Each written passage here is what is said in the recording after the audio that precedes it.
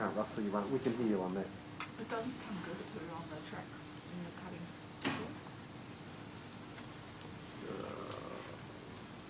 What's over there?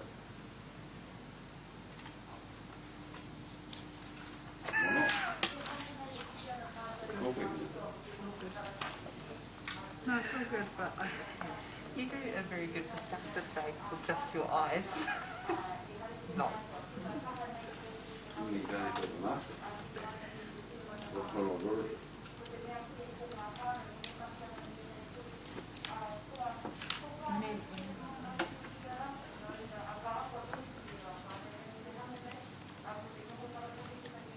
go home.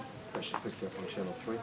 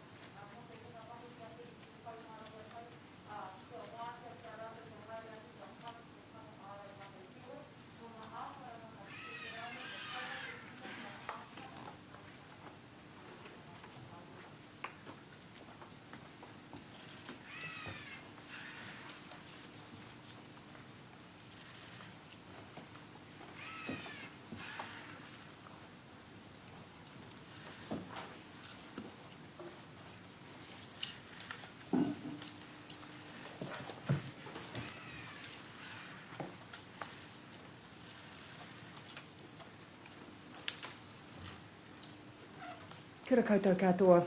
Good afternoon, everyone. I'm going to outline the details of Northland's move to Alert Level 3 tonight. Take a look at how that level is going across the rest of the country south of Auckland. And Minister Hinare is here to make an announcement about increased support for whānau ora But first, I'll hand over to Dr. Bloomfield to give us the latest on case numbers. Thank you, Prime Minister. Kia ora koutou katoa. So today there are 49 new cases to report in the community. All of these are in Auckland. This takes our total number of cases in this outbreak to 725, with 709 of these in Auckland and 16 in Wellington. There are further 4 cases to report in recent returnees in our managed isolation facilities. So this latest lower number is encouraging and does show our alert level 4 measures are working, even against the Delta strain. As I mentioned yesterday, the numbers could still bounce around a little. However, the latest reassessment of the effective reproduction rate shows that, based on data through to the 31st of August, there was a 95% probability this was under 1. Analysis of yesterday's cases shows that 85% were contacts of known cases, and 56% were household contacts who were already isolating. 36% of yesterday's cases, the ones announced yesterday, were considered to be infectious in the community. That is higher than the 25% the previous day. I think the Prime Minister has some updated last-minute information on the cases we're reporting today. There are 42 cases now in hospital, all in the Auckland area. Of these, 6 are in ICU or a high dependency unit, and 3 are being ventilated. The growing number of people in hospital is a stark reminder of the seriousness of infection with the COVID-19 virus. My thoughts are with those who are in hospital and indeed their whānau at what must be a stressful time for them. As of 9 a.m. today, we had 37,359 individual contacts formally identified and in our national contact tracing system. Of these, 30,283, or 81%, had direct contact by our team and were self-isolating. Most of the balance had already been identified in our system because they had had contact with Helpline or through being at a place of interest. Around 86% of all contacts have already had a test in the system, and obviously work is ongoing to follow up all remaining contacts. Of the 336 contacts known to be located in Northland, all have been contacted by our contact tracers. 96% so far have returned a test, all negative, and any contacts with an outstanding test result are being followed up today by the local public health unit. Yesterday there were 17,683 tests processed nationwide. There were just 6,700 swabs taken across the Metro Auckland region yesterday, 3,000 at community testing centres and 3,700 at general practice and urgent care clinics. We need to have higher levels of testing across Tamaki Makaurau to give us confidence that we have the outbreak under control. If you have symptoms, any symptoms at all, or have been at a location of interest, or are a contact and should be tested, please do so. This is absolutely essential for our understanding of whether the outbreak is under control and therefore having Auckland in alert level 4 for the shortest time possible. ESR continues to conduct whole genome sequencing at pace with 469 genomes sequenced to date. This analysis serves many functions, including investigation of the current source outbreaks and understanding, of course, of the variant that has made its way into New Zealand. We have confidence from all of those tests that we have had only a single incursion into the community. As the virus spreads, it accumulates small changes in its genome, and we're using these signals to provide pointers on possible transmission pathways in the community and to link cases. For example, a recent case of a MIF worker could be definitively linked via genomics to a specific subcluster in the community, and this infection was not acquired from other cases in the managed isolation facility where that person worked. So we have so far successfully sequenced approximately 75% of the notified outbreak cases to date. On wastewater testing, there are no unexpected results to report today. Importantly, samples collected from Northland from locations across that region on Monday and Tuesday have all returned negative results. And this included wastewater from local communities between 100 to almost 50,000 in population. So far, wastewater testing has been undertaken in 148 places across the country, covering an estimated 3.8 million people, and that's 95% of people covered by our reticulated wastewater systems. Just turning briefly to a couple of testing results. As you're aware, there was a positive test result received from a worker at the Spring Hill Corrections Facility a couple of days ago. Negative results have been received from subsequent swabs taken from this worker, and so our investigations continue. At this stage, it remains a positive result under investigation as opposed to a positive case. However, all precautions remain in place as if this is an acute infection. All tests to date from co-workers and inmates have returned negative. There was also a case I referred to yesterday as being under investigation. It was identified at Mid-Central DHB region and has since been determined to be an historical case previously reported overseas and not linked at all to our numbers, to our outbreak here. A message to our essential workers in the Auckland region: it is vital that if you have any symptoms at all, or you have been at a location of interest, that you do not go to work.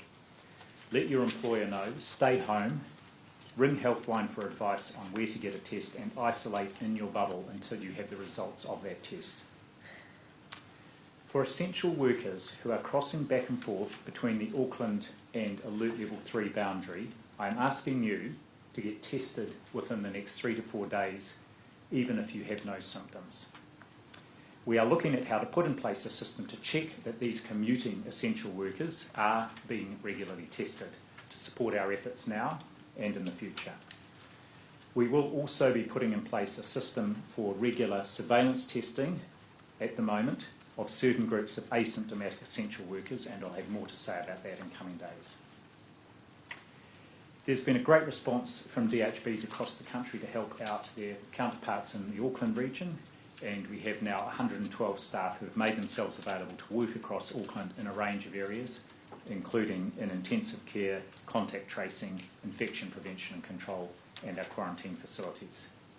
We're working closely as a Ministry of Health to support the Auckland DHBs with their needs.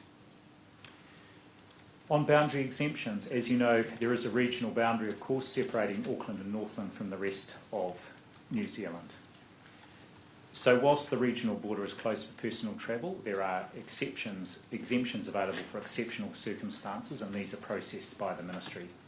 As at 8 a.m. this morning, we'd received 384 applications for exemptions for personal travel in both directions.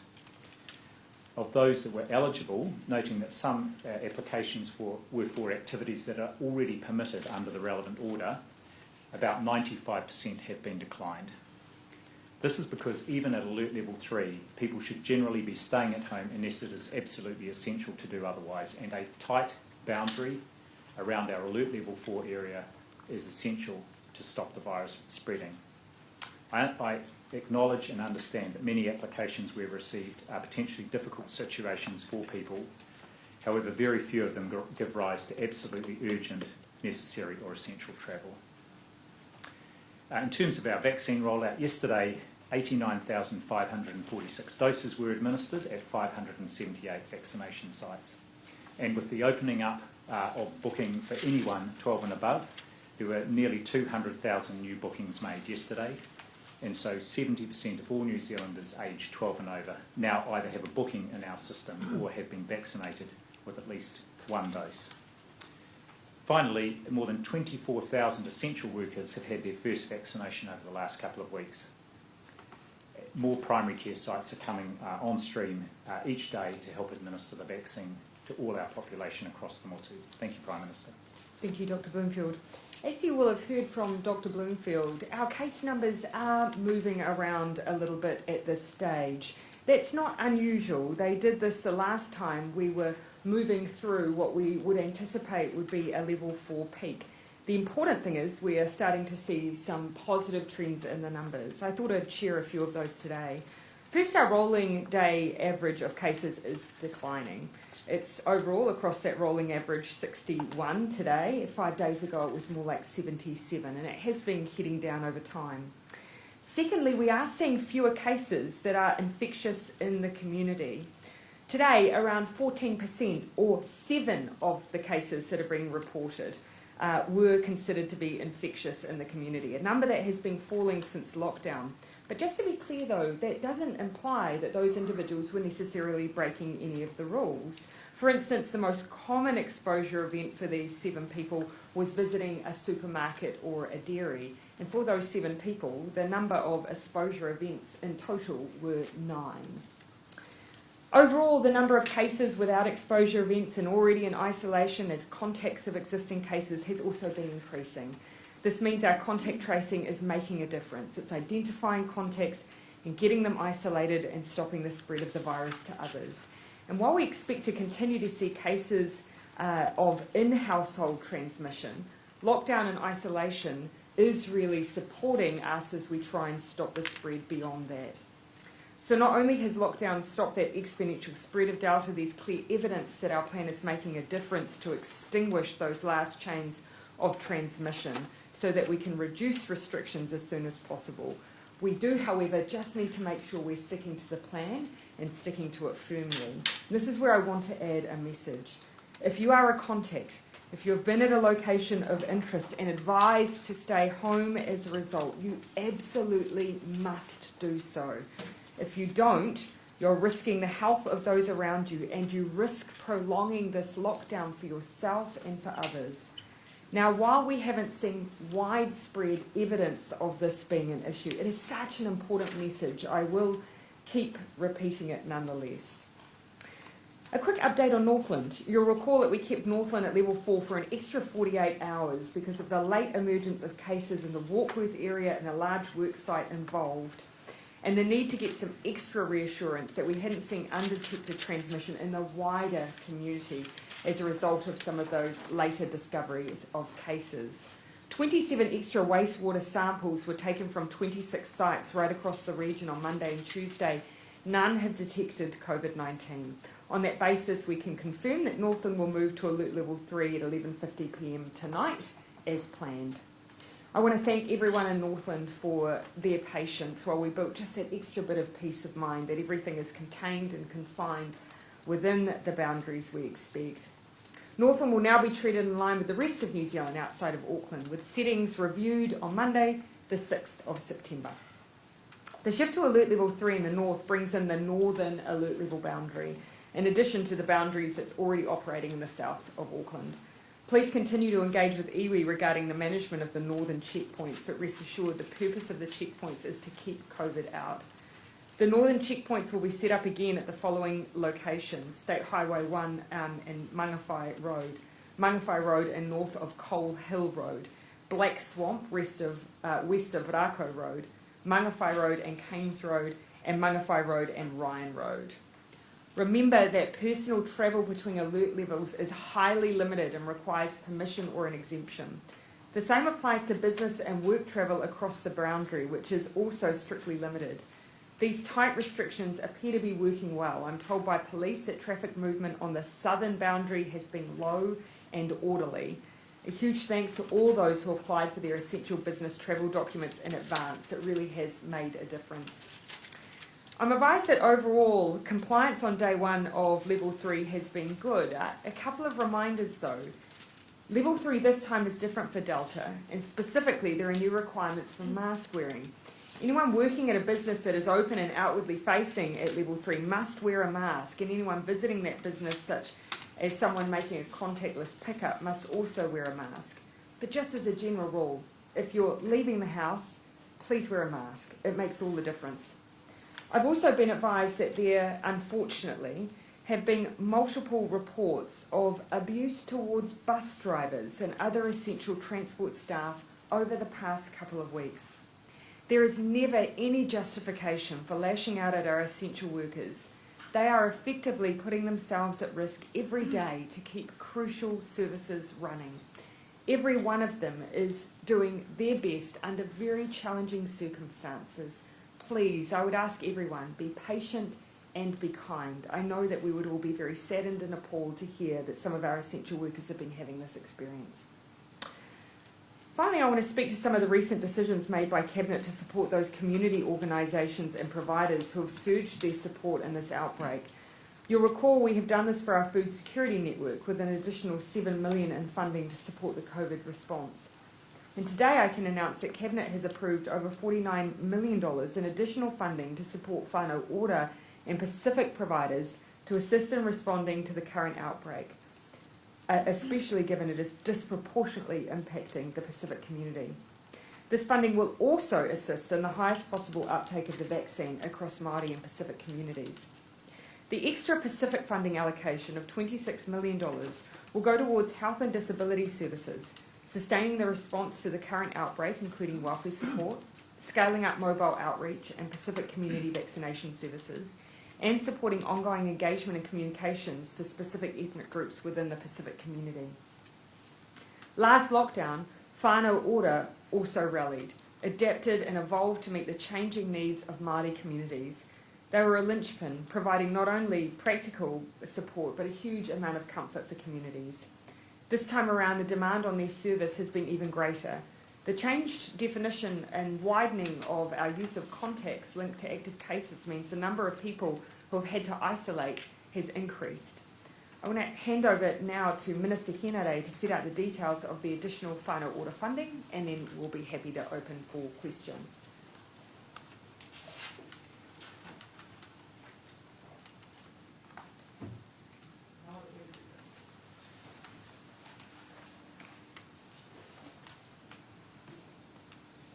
Tēnā koutou, greetings one and all. Thank you, Prime Minister. Whānau ora has once again, as the Prime Minister has mentioned, swiftly mobilised networks and pivoted resources to provide the critical support whānau need during this lockdown.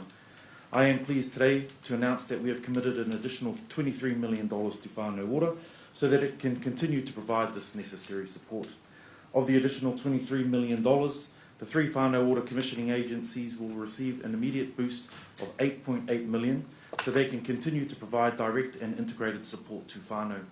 A further $14.2 million will be allocated based on need as information on the impact of the current change in alert levels unfolds.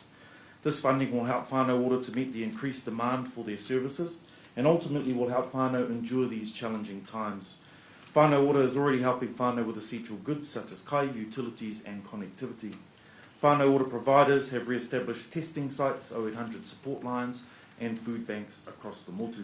Whānau ora navigators are working tirelessly to support the holistic needs of whānau, supporting them with their material well-being, health, housing and education needs, together to ensure they get the support that they need. Lastly, I would like to extend a huge thank you to the commissioning agencies, the Whānau Ora Partner Network, our navigators, and lastly, whānau, for trusting in whānau ora. Kia ora tātou.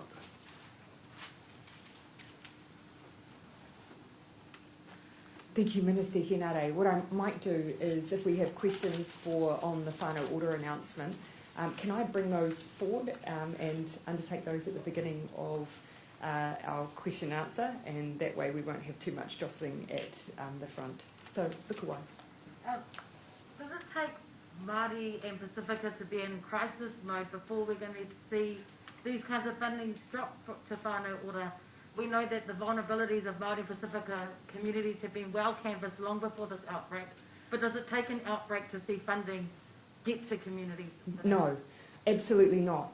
We had increased whānau ora funding before we had the tragedy of COVID-19 as a pandemic affecting our Māori and Pacific communities. So absolutely not. But what we also recognise is the additional impact that this pandemic is having on those communities. And I would say the same for the vaccine rollout. We already had additional support for the vaccine rollout for Māori and Pacific communities. This is on top of that once again. But I'll let Minister Henare speak to some of those numbers. Thank you, Prime Minister. The numbers of the most recent whānau ora budget of 2020 was quite clear that there were 2 parts to that. That was for the response and the resilience for whānau. So we want to continue that, and which is why this particular announcement today is for the immediate response that whānau ora have been able to swing and pivot into action right away. I would also like to add that with respect to that response, we made it clear when we negotiate with our commissioning agencies that the money that was given and offered for the resilience and building resilience of whānau would continue to be an agile and nimble process as we look towards responding towards lockdowns like we've seen in the past couple of weeks. So, no, I'm proud of the work we've done for whānau ora, and we'll continue to support a kaupapa that works. What does that funding breakdown look like? Well, how is that going to be broken down?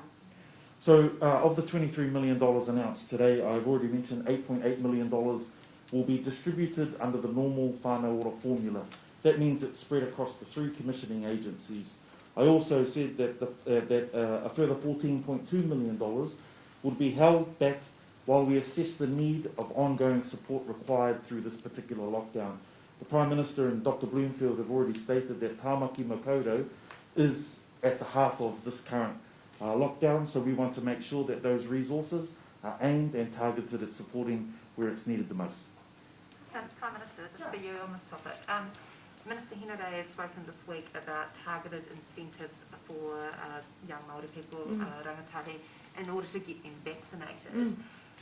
You've already seen the likes of Ngāti Hinare Trust, for example, in Moriwa are doing that. So some kura kaupapas might be doing it in Northland too. Is there going to be a national approach in terms of rolling that out, and will it be targeted specifically to Māori, or will it be across the board with young people? I think the most important thing is that actually we give the ability of our local providers to do what is going to work for their communities. They know their communities best, and we want to see innovation in our vaccine rollout and people not feeling constrained that they can, if they believe, identify initiatives that will make a difference, that they can do that. And I've shared from this podium a number of times before some of the things that I've seen in terms of mobile vaccine clinics that vary across the country, dependent on who it is they're targeting and who they're working for. For instance, before the outbreak, I was talking to one of our North Island providers. They were looking at providing events where they had food trucks coming in to try and create events around vaccination, to try and bring in different cohorts, different age groups. So we want that flexibility and that innovation.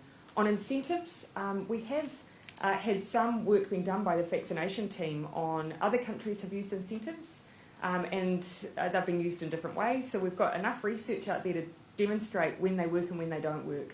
So that's information we can make sure we provide providers so they can see what's been used overseas. So it sounds as if you're saying that basically if Māori health providers think it is a strategy that works, like Ngāti Hinga, that they're able to, does that mean that you are going to give them additional funding to cover the costs of the fact that they think that that works? So I'm not going to speak to individual initiatives here. What I am saying is that we want innovation. We want providers to be able to undertake initiatives that they think will make a difference for their communities. I don't want to get into the specifics of different incentive regimes, whether they work or not work, or equity issues that come about if you employ them for certain communities that haven't been available other places.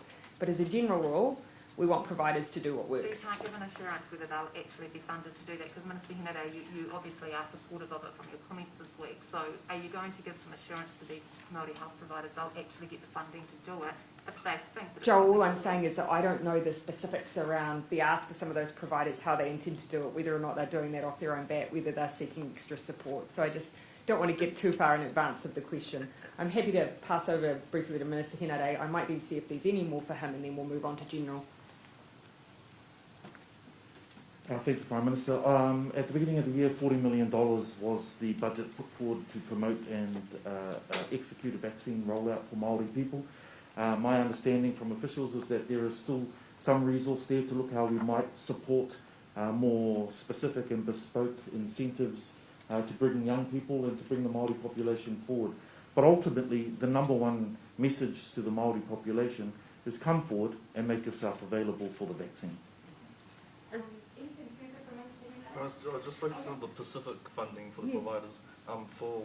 Dating back to last year, we've had Pacific community leaders and clinicians saying that the community engagement hasn't been up to par with what they've been saying.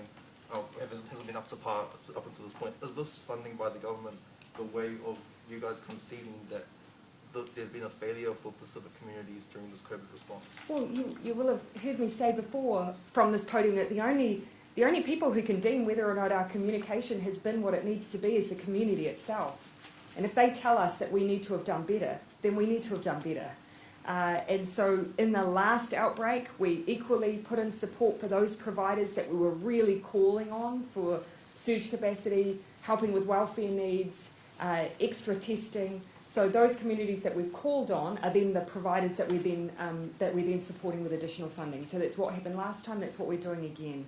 Because, of course, it's only unfortunately when that provision is, when we're needing to do those welfare checks, those extra, for instance, meeting those extra needs while people are in isolation, when you see that we need to then come in straight away with the funding to support the providers to do that job. In other outbreaks, that hasn't always been the case. You didn't see that, for instance, in other parts of the country more recently when we've had outbreaks. So where the need is where we go. Just to follow on from Joe's question, Yep. is allowing for that space for innovation in the Māori vaccine rollout, is that just purely because the government doesn't know what they're doing when it comes No. to the Māori vaccine rollout? You can't have it both ways. So, of course, we have a duty to make sure that we are making the vaccination program available, that we are working alongside providers in community and we are funding them to support them to roll out in community. But at the same time, of course, we have to allow innovation as well. If we were too regimented on the provision, then you wouldn't see some of the initiatives that have managed to reach into communities because those providers know their community best. Dr. Bloomfield, you might have something you want to say on that. Just to say that, as Minister Henare said, there was funding made available right at the start of the program, recognising that both Māori and Pacific providers would have additional costs to stand up the vaccination programs they're delivering and to work with them to ensure that they have both flexibility but also access to other support and resources that we can provide from the centre, including comms resources and so on. So that's been in place right from the start of the program. Clearly, over the last 2 weeks, we've seen that big increase in vaccination rates, including amongst Māori and Pacifica. So we are looking at what additional resources they need and regular conversations underway. Yeah. Dr. Bloomfield, Okay. can I, this is Sorry, kind of a triple barrel, but if you could maybe give us a bit of an update about how many negative pressure rooms we have and how many more are being added, also how many more ICU nurses are needed to join Auckland's response, and then just following on from that, were hospitals prepared enough for this outbreak should those things have been ready to go if we knew that Delta was likely to reach New Zealand? Thank you, and I'm going to start with just a correction of the numbers, which is not a question you asked, but the number I gave of 736 total cases, I gave 725, that's the number of active cases. The total for this outbreak should be 736, with 720 in Auckland and 16 in Wellington. Because we have 11 recovered. We have 11 recovered. So to your question about negative pressure ventilation rooms, so all our DHBs have NPV rooms, and three Auckland DHBs have got a number between them, a large number, including on wards and in intensive care units. We use negative pressure ventilation rooms where we have a few cases, and the key thing there is if you have other people on either wards or in ICU who are not COVID positive, you want to make sure that you're not putting them at risk.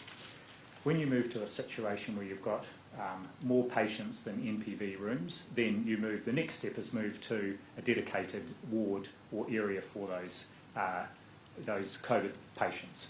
And so that is the planning that is now ongoing, not the planning, that is what has now been implemented because, as I said, the number of hospitalisations has now hit over 40.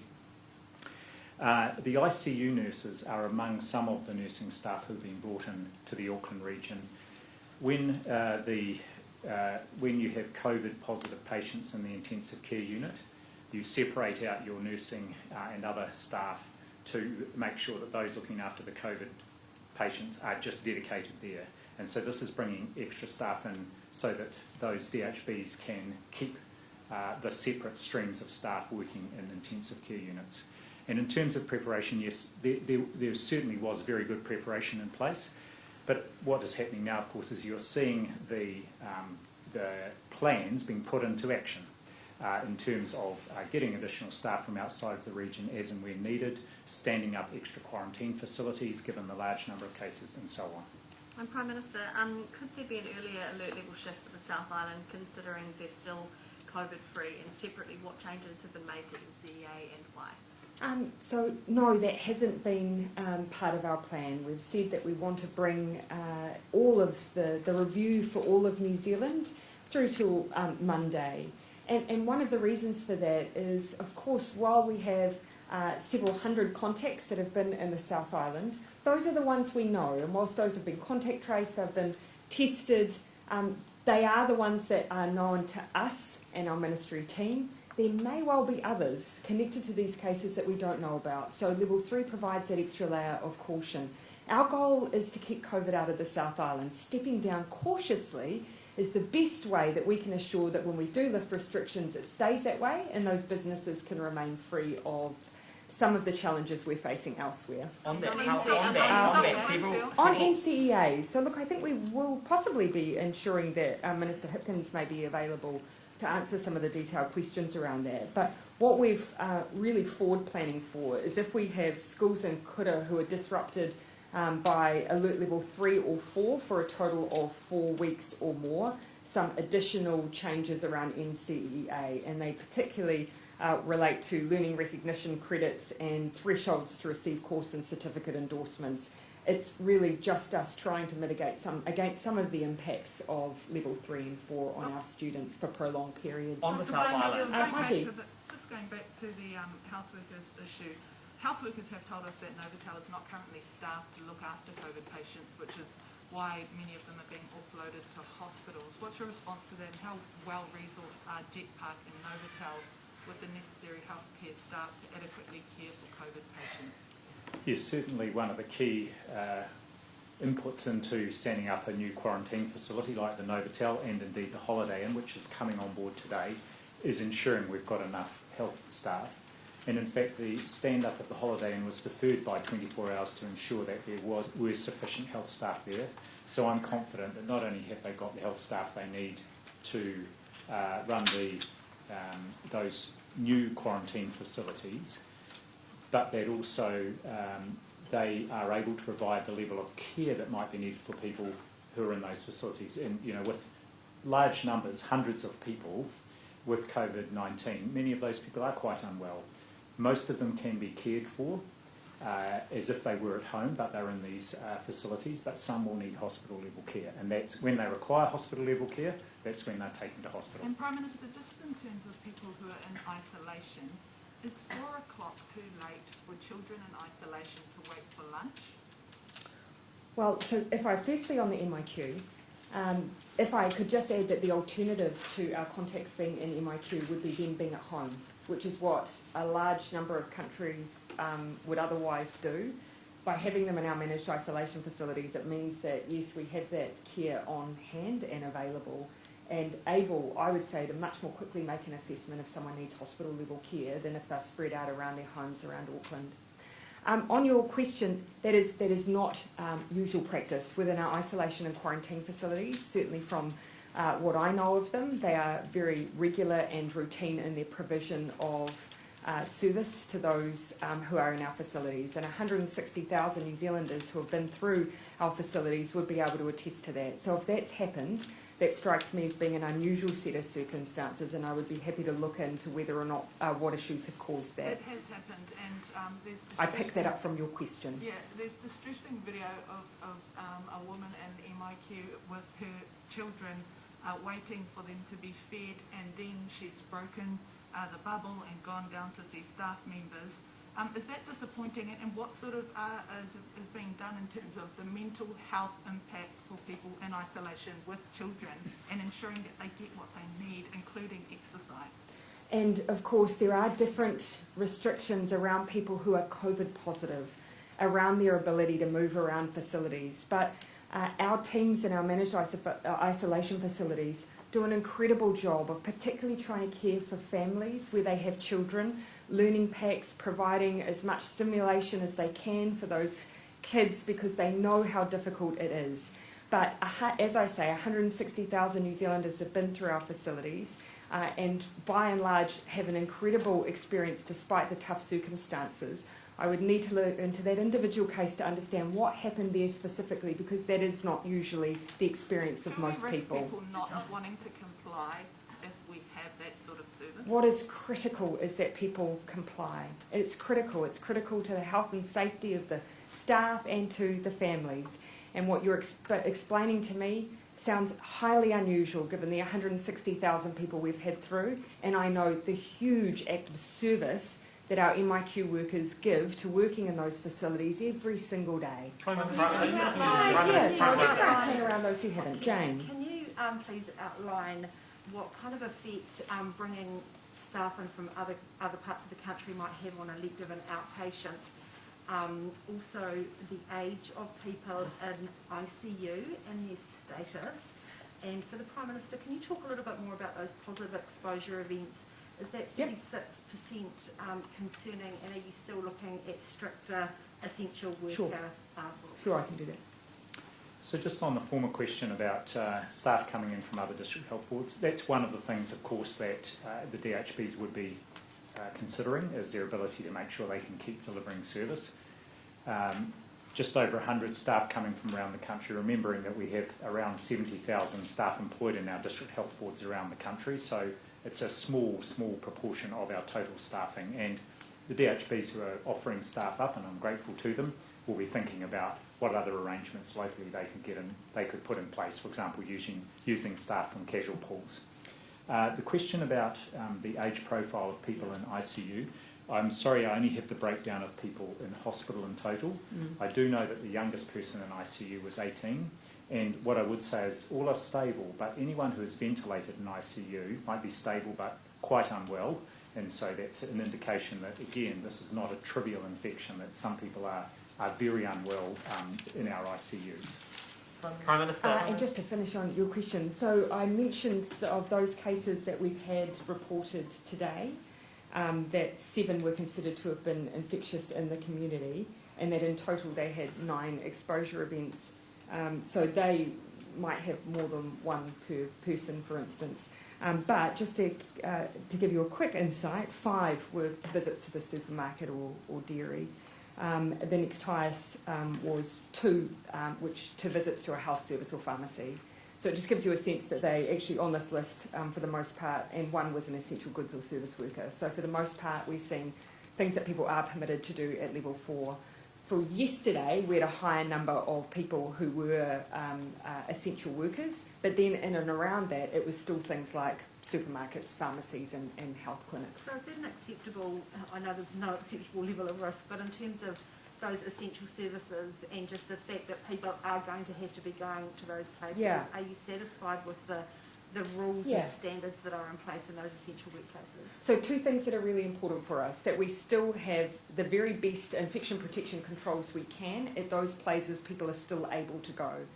And that's one of the reasons why we have a limited number of places that are open. It means that you are able to see fairly rigorous controls in place at places like supermarkets. So that's one thing, try and reduce the risk of places that people just have to be able to go to. The second thing we want to really start seeing is either a greater proportion of people who are already identified as contacts or household contacts and are therefore at home, because then you get no exposure events attached to them if they're following all of our guidelines and rules. So honing in on some of those mystery cases, seeing if greater surveillance testing in certain areas can help us get ahead of some of those, or earlier on identify some of their links to get those numbers down. Those are 2 particular focuses for us at the moment. So we have been looking at that. Early suggestions seem to be that where we are seeing cases, often the most common workplace cases are actually being brought in outside of the workplace, and then there happens to be limited transmission within those workplaces. We've seen good responses from workplaces where that's happened, but the common theme seems to be if you're in very large factory-style situations that might not have good ventilation. Very, very hard in those scenarios. So the best thing that we can do is just get people out of circulation as early as possible. So nothing yet, but our public health team are analysing everything very carefully. Prime Minister. I'll come to the back to Thomas, then Jenna, then... Is the government currently in talks with private security contractors to help New Zealand evacuees leave Afghanistan? And if so, or if not, would you object to using private security contractors to get people out?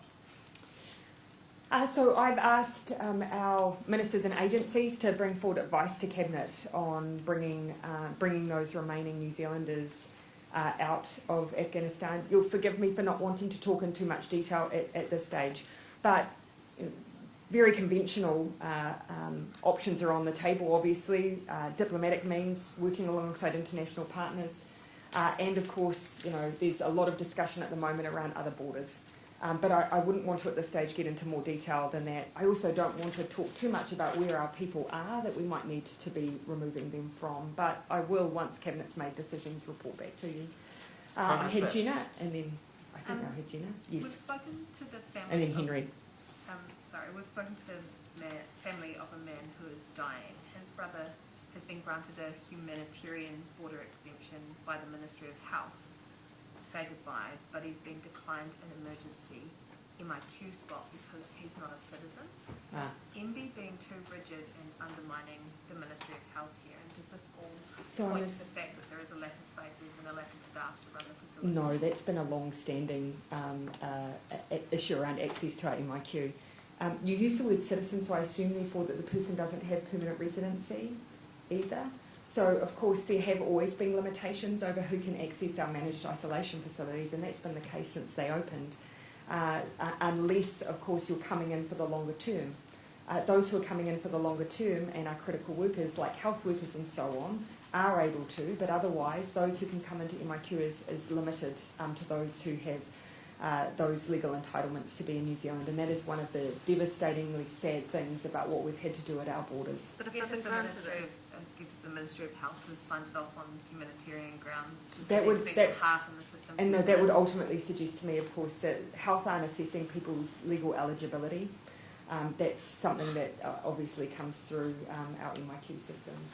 Do you have any concerns about Dr. Bloomfield, do you have any concerns about the visitor policies in place at any of our hospitals, as some of them are more strict than others?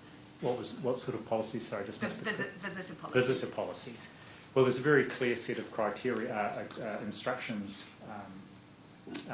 nationally, but then the way that is applied locally is up to the individual DHBs, as long as they have absolute rigorous measures in place to reduce any risk.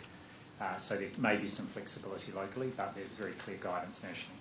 Prime Minister, are you totally comfortable with the fact that 3 people, Stubb knows of, went to Auckland Airport, are able to fly around the country during level 4 without any kind of exception, and are you totally comfortable that that hole has been plugged and AFSEC are now checking everyone? Yeah, so of course we have put in our expectations around really only those people who are deemed to be essential workers and who are required to move around as part of fulfilling the essential work to be accessing regional travel. So regional travel is available, but on very limited circumstances.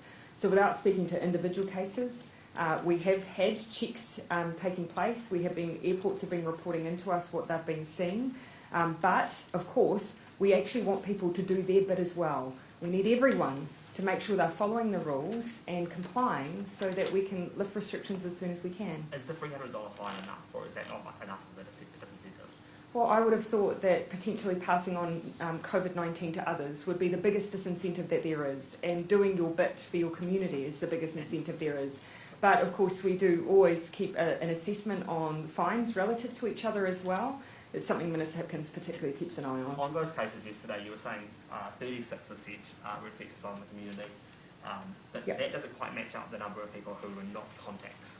So are there people who are contacts and don't know it? No. So a good question, and we're digging into that a little bit further. But the one assumption that you can't make, of course, they might have not known that they were a contact for all of their infectious periods. So they may have been contacted as a contact and then isolated, but have already made a few visits to a supermarket or may have already gone to work before they were advised. So that's the difference, but we are drilling into some of those numbers in order to assess whether that's the case or whether or not we have issues with compliance. But generally our public health units are generally reporting what they believe to be overall, not perfect, but good levels of compliance. So we're well past 2 weeks on from the... No, you misunderstand. No, you misunderstand me. So you can still, of course, be identified as being a contact while you're in lockdown, but have still gone to the supermarket or gone to the pharmacy. No, I understand that. I guess new primary. We're well past 2 weeks of lockdown. Most of these cases now, are they still mostly household cases? Can you have a rough idea of the proportion of the new cases of the last week or so? Yeah, so we've been giving percentage numbers daily, and you are seeing those household numbers increase, and we are seeing the number of exposure events attached to other cases decrease. But I think what we really need to see is those unlinked cases. They're the ones where you're most likely, therefore, to see exposure events because they haven't been advised they're a contact or they're at risk. So that's where we see them going out as essential workers. So while they're tracking in the right direction, they're not zero. So that's what we really want to start trying to get a much better handle on and get in front of, with using the intelligence we have to get a bit more surveillance testing out there in certain areas. But your comments on that, Dr. Bloomfield? So just generally, Because it's the right questions that we're asking. the last 4 or 5 days, over at least 50% and somewhere between 50 and 60% of people have been household contacts. The other thing about yesterday's, which was our quite large number of cases, 45% of those were a result of day 12 tests. So they might have been people who had been waiting, were still asymptomatic, had their day 12 test and were found to have been a case, but they had been isolated. Is there a natural ceiling to the outbreak then, of when you run out of those household contacts? Obviously, there's 36,000 or so wider contacts. You'd hope that the outbreak would never get to that level. But surely you've got a kind of idea of how many people are in the household now. Yeah. You could say maybe 2,000. And we know the positivity rate of those households as well. Yes, so we're modelling that, and our person who does the modelling has just been off for a couple of days, unwell, but we're modelling what are the total number of cases we might expect from the household contacts, looking at the infection rate that we've seen to date, which has been about 25%, but it'll probably go up a bit. And then we can say, well, we're going to get to a point where that's where that this is the number and this is where that's likely to finish. But that's really not where our focus is. Our focus is on those other cases, and that's where we put our investigative sort of capacity is on those cases that are, on the face of it at first, are not linked. Gina. Just on contacts, how many close contacts are still isolating in the South Island, and how many of the close contacts in the South Island are still waiting for day 12 test results? So I can't remember the exact number, but I've got them because it's for question time as well. So we have 500. Oh, sorry. Unless you've got them as well. I haven't got them here. We've got 512 who were identified as non-contacts in the South Island. Of that now, the number is down to 15 who are overdue their day 12 test and are being followed up. 7, and then I believe in addition, 7 are not yet due their day 12 test. But I would just caution that those are the contacts that we of course know about. So we don't base every alert level decision just on known contacts. We also identify the relative risk of getting it wrong if you don't know all of the contacts. Every one of those people had a negative test initially. And how many of those 512 are still in proper isolation? Yes, so they all have ongoing checks to ensure they are. So there was a misconception yesterday in the House that somehow the contact tracers have done absolutely their job. Those 512, you can see the compliance is really high. We're just chasing some remaining day 12 tests. Do you have a number? Mark, then Ben, and then I might need to get in the House. Mark. On mandatory record keeping, there's been an open letter signed by a number of academics, including people like Sean Hendy and Susie Wild, saying that the government should legislate to protect that contact tracing data from being used for any other purpose. Oh. Is that something that you look at? Mr. Hipkins had indicated he might, but then said actually his assurance should be enough. Yeah. Well, look, we intend to use it for nothing else, so there'd be no reason why we would be worried about having that additional assurance. But would you mind if we just go away and look at look at the fact that that might already be the case? I would have thought, actually, in the way that we've built it. Australian leaders are increasingly talking down Delta and their chances of eliminating Delta. More specifically, Scott Morrison's called it absurd. Yesterday, Josh Frydenberg said it can't be done. What do you make of this criticism of New Zealand's approach? And secondly, where currently is your confidence level that you will be able to do it? Yeah. Well, the first thing I'd say is that Delta is different. No one's denying that. But I think what you'd also certainly see from everyone is a view that actually the focus has to be, before you change up your plan, is vaccinating people. And that's what we've always said. Elimination is the best strategy for us while we're vaccinating people. And then we'll continue to look at all of the evidence going forward. We've said that for some time, but for now, it is the best strategy for us. So yes, I see different leaders in Australia taking different positions, but I actually think you'd see generally that their view would be keeping those cases down while you vaccinate has to be the goal, and that's certainly ours. How many positive cases are still in? 85% of Kiwis. The New Zealand Herald's poll shows that... I'll let you finish, Ben, and then I'm very quickly going to see if I can get in Jane and Rukuwai and then finish. The New Zealand Herald poll today shows that 85% of Kiwis support elimination. How heartened are you by that? Kiwis are supporting the plan. Really heartened, and you can see that in the compliance. And this is a strategy that has worked because New Zealand supported it. We just need to keep going. Jane and then How Bikiwai. many positive cases are still not in MIQ? Do you know, are the new quarantine hotels ready? Yes. And should people with Delta be allowed out of their rooms to exercise? So we already, as I understand, we already have the capacity we need for all of those cases that are being identified today, and we're bringing in additional space as well. And on the backlog, I understand that it's been cleared and that we essentially, as the new cases come in, it's now just a matter of transferring. In terms of... experts saying people should be confined to their rooms because of Delta. Yes, and that has been the practice when you are a COVID positive case. So we put a couple of Māori in the Kaitaia area planning a vaccination day for their students and their whānau members, their staff. How's the government going to support Kura Māori to roll out those vaccine schemes within their kura? Well, if they tell us what they need, I know that we'd be willing to support it, because that's exactly the kind of innovation and the kind of initiatives that we need to continue to see the rollout grow in all our communities. Cheers.